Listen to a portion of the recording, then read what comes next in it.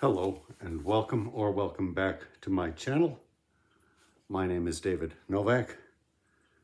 This is a poem by T.S. Eliot of the awful battle of the Pekes and the Pollicles, together with some account of the participation of the pugs and the poms and the intervention of the great rumpus cat. There, just so you can see that I'm not making up the title.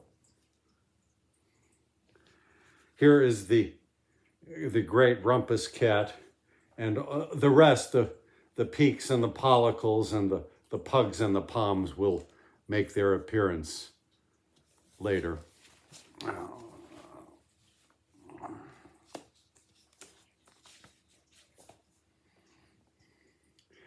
The Pekes and the Pollicles, everyone knows, are proud and implacable, passionate foes. It is always the same wherever one goes.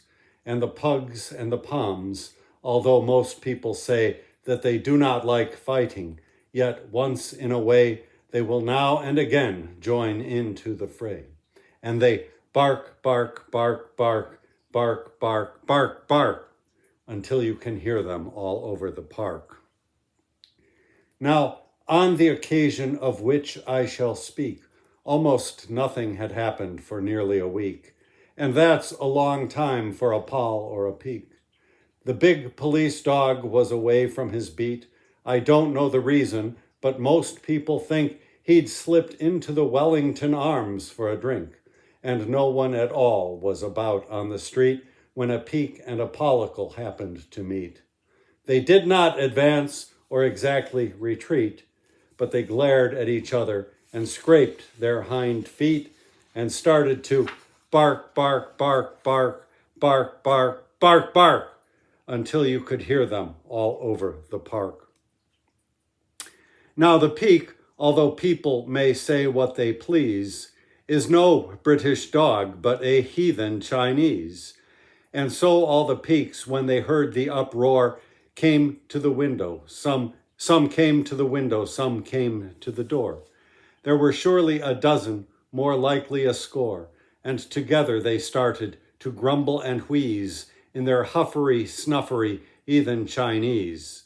But a terrible din is what Pollicles like, for your Pollicle dog is a dour Yorkshire tyke, and his braw Scottish cousins are snappers and biters, and every dog jack of them notable fighters.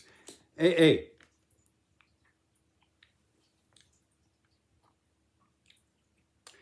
so they stepped out with their pipers in order, playing When the Blue Bonnets Come Over the Border.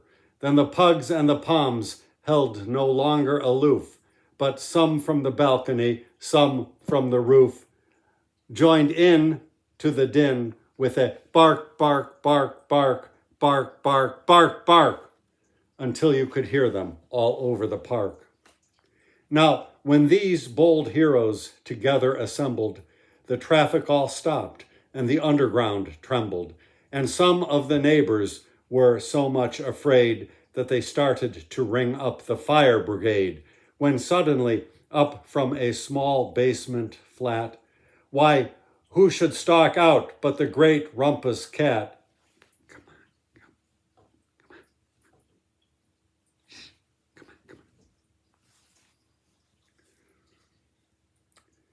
His eyes were like fireballs fearfully blazing. He gave a great yawn, and his jaws were amazing. And when he looked out through the bars of the area, you never saw anything fiercer or hairier.